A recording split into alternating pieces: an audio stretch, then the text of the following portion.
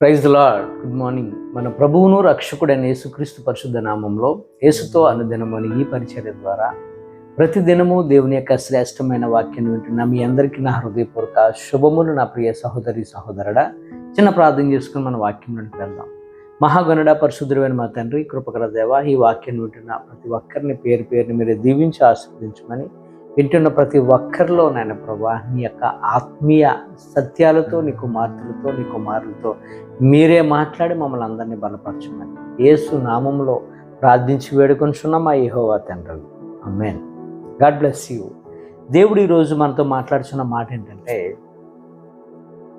దేవాది దేవుడు మనల్ని ఈరోజు గైడ్ చేస్తున్న మాట, ధనాపేక్ష సమస్తమైన కీడులకు మూలమని పౌలు భక్తుడు అంటున్నాడు. జీవితంలో డబ్బుకున్న స్థానం ఏంటి అనేది మనం చూసినట్లయితే డబ్బుకు చాలా స్థానం ఉంది.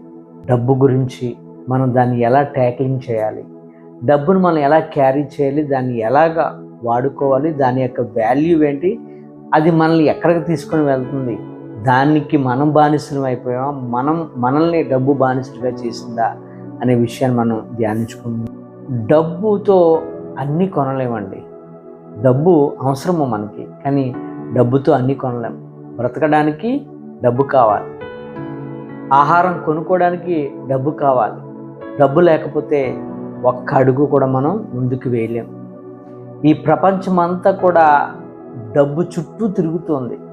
డబ్బు లేకపోతే ఒక్క పని కూడా అవ్వదు.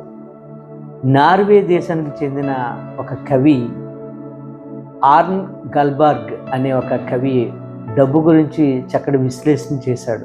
ఏమనంటే, డబ్బుతో ఆహారం కొనగలం కానీ ఆకలిని కొనలేమని, డబ్బుతో మందులను కొనగలం కానీ ఆరోగ్యాన్ని కొనలేమని, డబ్బుతో మన బాడీకి పూసుకునే ఆ యొక్క పెర్ఫ్యూమ్స్ కానీ లేదంటే క్రీమ్స్ కానీ కొనగలం కానీ అందాన్ని కొనలేమని, డబ్బుతో ఆస్తిని ఐశ్వర్యాన్ని పెంచుకోవచ్చు కానీ ఆప్యాయతను మనం పెంచుకోలేమని చక్కటి వివరణ ఇచ్చాడు కవి. డబ్బును ప్రేమించేవాడు ఎలా ఉంటాడంటే, మనుషులను ప్రేమించలేడు. డబ్బును ప్రేమించేవాడు దేవుణ్ణి అస్సలు ప్రేమించలేడు. సాటి మనిషిని ఒక మనిషిగా కూడా ప్రేమించలేడు. ఈరోజు మీరు అనవచ్చు, మీరేం మాట్లాడుతున్నారు, పిచ్చి మాటలు మాట్లాడుతున్నారా? మనం ఏదైనా పని ప్రారంభించాలన్నా, మనకు ఇల్లు కట్టాలన్నా, పెళ్లి చేయాలన్నా డబ్బు లేకపోతే ఎక్కడ పని అవుతుందండి, ఏం మాట్లాడుతున్నారని మీరు అనవచ్చు. డబ్బు ఉంటే అన్ని పనులు జరగవండి. డబ్బు మనకు ఉండొచ్చు, డబ్బుతో మనకు డబ్బు ఉందని రైట్ నో ఇప్పుడే పని అయిపోవాలి అని మనం శాసించవచ్చు, కానీ మనం మెన్ పవర్ను కొనలేం, వ్యక్తులను మనం కొనలేం, వ్యక్తితో మన దగ్గరుండి పని చేయించలేం. డబ్బు ఇవ్వగలం కానీ ఆ వ్యక్తితో మనం పని చేయించలేం. దేవుడు డబ్బున్న వారిని ఆస్తి ఐశ్వర్యాలకైనా విరోధంగా మాట్లాడట్లేదు, ఆయన విమర్శించట్లేదు. కానీ డబ్బును నువ్వు ఎలా ట్యాకిల్ చేస్తున్నావు, ఆ డబ్బు నిన్ను లోబర్చుకుంటుందా లేదా డబ్బును నువ్వు రూల్ చేస్తున్నావా అనే సత్యాన్ని ఈరోజు మనం తెలుసుకోవాలి.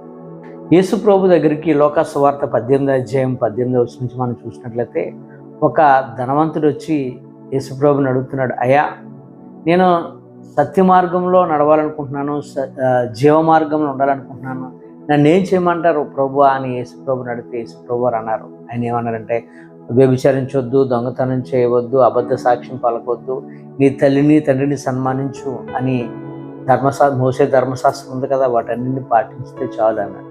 ఆ వాటన్నిటిని చిన్నప్పటి నుంచి కూడా పాటిస్తున్నాను, ఇంకా అంటాడు. ప్రభు అంటారు, నీకు ఒకటి కొదువుగా ఉంది. ఏమని అంటే, నీకున్నది బేదలకి ఇచ్చి నన్ను వెంబడించంటే అతడు మిగులు ఆస్తిపరుడు కనుక అతడు ముఖము చిన్నబుచ్చుకొని మరి వెళ్ళిపోయినట్లుగా మనం చూస్తాం. డబ్బుతో జీవించేవాడు, డబ్బుతో నడిచేవాడు, డబ్బును సంపాదించుకునేవాడు, డబ్బు సంపాదించుకునే ఆలోచన కలిగి ఉన్నవాడు దేవుని మార్గంలో నడవలేడు. ఎందుకంటే దేవునికి సిరికి రెండింటికి దాసులం కాలేం. అయితే దేవునికైనా దాసులం అవ్వాలి, లేదా సిరికైనా దాసులం అవ్వాలి. ఈరోజు చాలామంది దేవునికన్నా సిరికే ఎక్కువగా దాసులైపోయి దేవుని దూరం చేసుకున్న వాళ్ళు అనేక మంది ఉంటూ ఉన్నారు. ఎందుకంటే మనం చూడవచ్చు, ఇస్కరియోతు యూదా సిరికి దాసుడైపోయాడు, దేవుణ్ణి నమ్మేసుకున్నాడు. ఏమైంది అతని జీవితం? అలాగే ఇంకా చాలామంది ఉన్నారు. మనం అయితే దేవునికి ఎప్పుడైతే మనం దాసులం అయ్యామో, మనల్ని పోషించేవాడు దేవుడే, మనల్ని నడిపించేవాడు దేవుడే. డబ్బు మనం సంపాదించుకోవచ్చు, మనకి అన్నీ ఇవ్వచ్చేమో, కానీ ఆరోగ్యాన్ని ఇవ్వలేదు. దేవుని యొద్దకు మనం తీసుకొని వెళ్ళలేదు. దేవుని రాజ్యానికి డబ్బు తీసుకొని వెళ్ళదు. దేవుని మనం ఎప్పుడైతే వెంబడించామో, ఏమున్నా లేకపోయినా నీతిగా, యథార్థంగా, నిజాయితీగా మనం ఎప్పుడైతే జీవిస్తామో, సత్య మార్గంలో మనం జీవించగలం. సంపాదించు, తప్పులేదు. ఎలా సంపాదించాలంటే నువ్వు తినడానికి, ఉండడానికి, నీ కుటుంబాన్ని పోషించుకోవడానికి తప్ప అతిగా మనం ఎక్కువగా సంపాదించాలని కోరిక కలిగి ఉన్నాం అనుకున్న డబ్బు మనల్ని ఏం చేస్తుందంటే అనేకమైన రాంగ్ ట్రాక్స్లోనికి తీసుకుని వెళ్తుంది, అనేకమైన రాంగ్ వేలోనికి తీసుకుని వెళ్తుంది. ఇంకా మన మైండ్ అంతా కూడా ఇంకా డబ్బు ఎలా సంపాదించాలి, ఎలా అని మనం తిరుగుతూనే ఉంటాం. మన హృదయం అంతా కూడా డబ్బు తప్ప మరొక ఆలోచనే ఉండదు. సామెతల గ్రంథం 23:4 అంటాడు కదా, ఐశ్వర్యం ప్రయాసపడవద్దు అన్నాడు. డబ్బు సంపాదించుకో, కానీ ప్రయాసపడవద్దు. నీ కుటుంబానికి ఎంత కావాలో అంత సంపాదించుకో, తప్పులేదు. కానీ ప్రయాసపడ్డావా ఏమైపోతుందంటే, ఇక్కడ దాని కింద మాట ఉంటుంది, నీకు అట్టి అభిప్రాయం కలిగిన దానిని విడిచిపెట్టము. ఎందుకంటే ఆ అభిప్రాయం మనం కలిగి ఉన్నామంటే మన మైండ్ అంతా కూడా అలాగే వెళ్తూ ఉంటుంటుంది. ఈ మాట వింటే అన్ని సహోదరులు నవ్వుతారు. వీళ్ళకి పిచ్చి పట్టిందండి, డబ్బు లేకపోతే ఎక్కడ పని అంటారు. డబ్బు సంపాదన కొరకు పరిగెత్తే వాళ్ళకి తెగుళ్ళు, మానసిక ఆరోగ్యం దెబ్బతింటుందంట. అనేక రకాల వ్యాధులకు వారు గురవుతారంట. శారీరక సమస్యలు అనేకమైన వస్తాయట. ఎందుకంటే ఆ ఒత్తిడి పెరిగిపోతుంటుంటుంది అనమాట.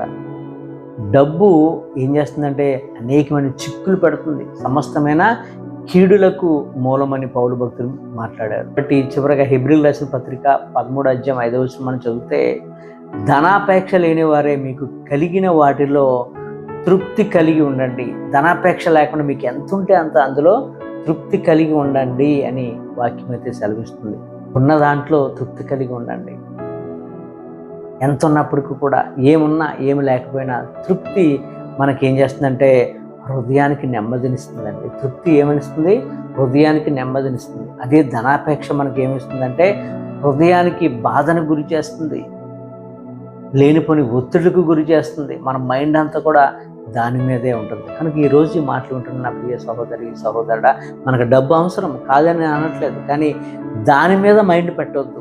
మనకి ఎంత కావాలో అంత మనం కష్టపడి పనిచేసి వచ్చిన దాంట్లో కుటుంబంతో పోషించుకొని చక్కగా హ్యాపీగా ఉంటాం.